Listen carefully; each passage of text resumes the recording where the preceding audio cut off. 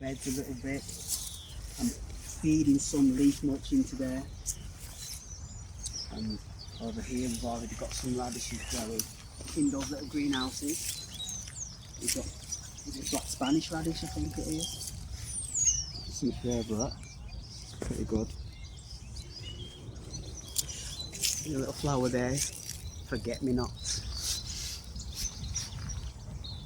And you see I've put like that clump next to it. So that's how you kind of learn what's kind of growing. So once you see, because you'll see this in flower, and some people will recognise the flowers. It'll be like, wow, then they're pretty little things. So they're called forget-me-nots, yeah. And then, so what you'll realise is when you see stuff like this growing somewhere else, and then you sort of look at the leaves, then you sort of have a clue that that's actually the same plant as that. So you see them at different stages of growth, and then you're able to do something about it, and then you recognise that not everything's a weed as such. So yeah. Also messy in here. It's a bit of our playground. It'd be nice when we finish in here, but so what we've got is all these twigs that you see down here. They're all going in. Well, we're going to sort them out. So we're going to separate all the dead wood, which we'll compost it, put into the hugo, or we could burn it. And all the living stuff that's fresh, we'll like cut good lengths of it, and we'll put them in. We'll use them for the dead hedge.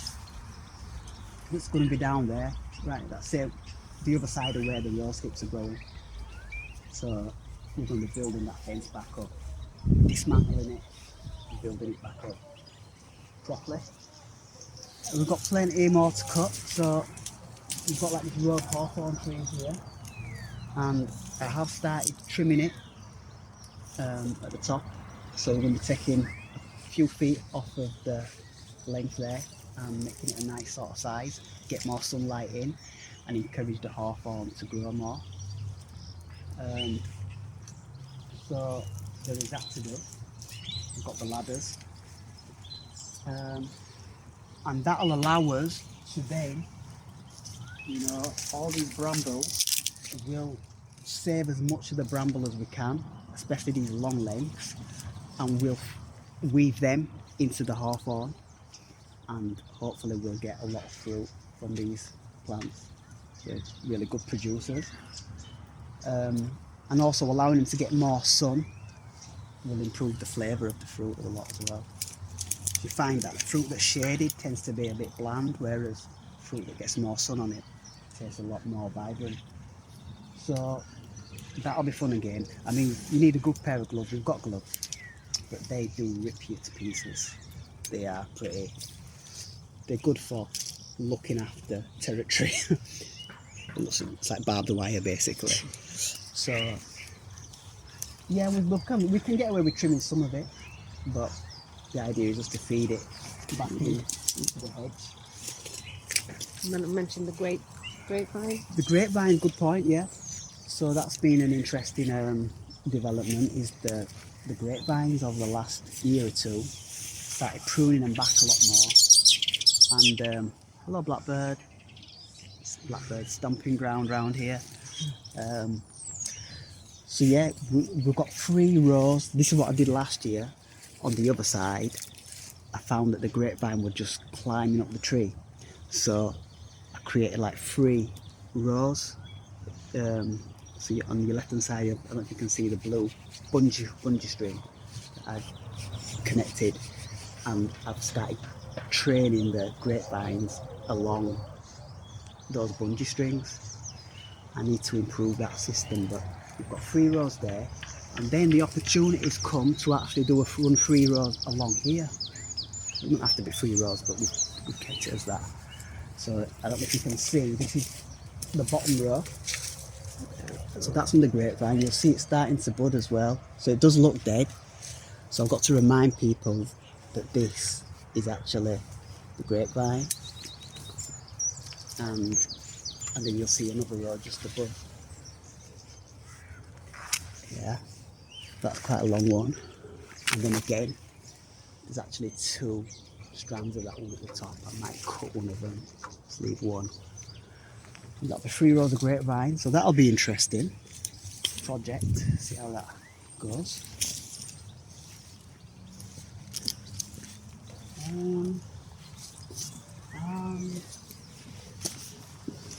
think that's creepy. Or is it? It looks different. It looks a bit different, doesn't it? It's got red in it. So I'll do an ID on that just to... Yeah, because that's creepy, but I think that's creepy. So yeah, we'll do an ID on that and see what it is. Yeah, it's different shaped leaves. See, that's what happened with St. John's wort. I never had a clue it would grow in here. And I'd always just cut everything off, pull everything out. And then one day I saw the flower on it. And I've just been studying a little bit about some of the medicinal herbs. And I saw that the flower was the same as, you know, the St. John's wort flower. So I discovered we have St. John's wort growing. And we've just cultivated it ever since. So we've got quite a lot of it growing here. The dead edge. I mean, I've taken loads of like cuttings from red currants, black currants, grapevines, maybe there's a few gooseberries maybe. So they're just for projects like either spreading around or for planting out in the wild somewhere. Let them grow naturally. Kiki, no, don't pull the leaves off, darling. Yeah, the dead edge. Which we didn't do a bad job. You can see that side's a lot more stable. This side, however, collapsed, and not as much thought went into it. It was just a good way to sort of use all the dead wood to put make use of it instead of burning it all. But a lot of this can be composted now. It's a good time to compost some of this. So we'll work on that. We'll get a team together and hopefully make some progress. I've taken quite a bit off the plum tree because I think it's got some disease. It's not really producing a lot of fruit, and they shade out as well, the trees behind, so you've got a pear tree. In fact, you can see the flowers on the pear tree now. So that's a good sign. It did pretty good last year, so everywhere you see a flower you should see a pear theoretically next year. But what we've done is we've allowed more light to come through, and so what was happening is, because there was no light coming through, or there was very little light coming through, the trees behind it were just leaning towards the bit of light they could find and literally falling down. So we've sort of been working on that, propped them up last year, the year before, and letting more light through now. So yes, and there's just maintaining these areas here.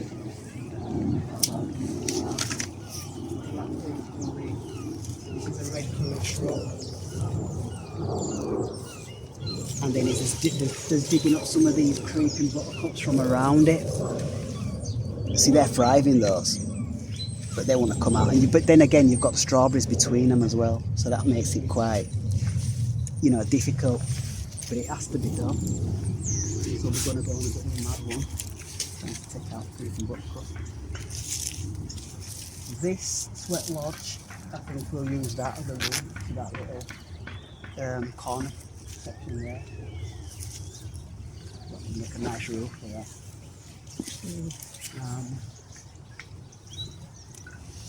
And I think that's roughly, and there's obviously seed planting. We've got a lot of seeds there. It would be nice to get as much growing as possible. So there's a lot of potential and still time. We've got like absolutely loads of seeds, different sorts.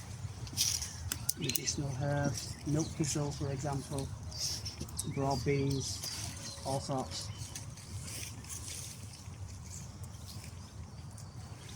So the more the merrier. The more people we can get down here, the more fun we'll have. You know? Indeed.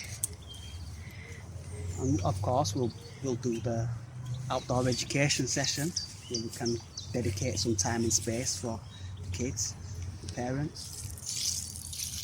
And Like that can be yeah, it can be a bit more educational. Kiki can give us a bit of a water sports education.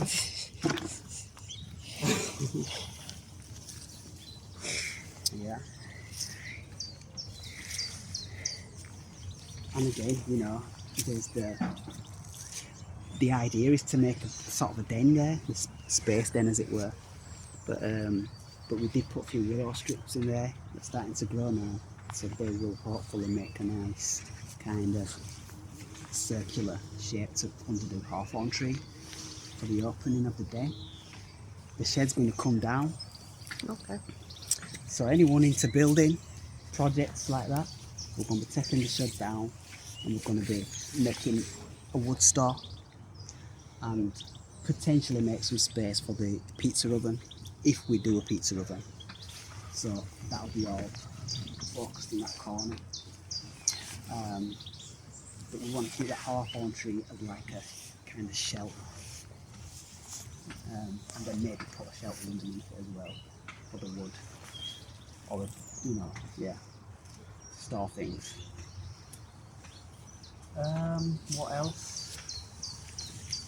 Yeah, that's roughly it. Yeah.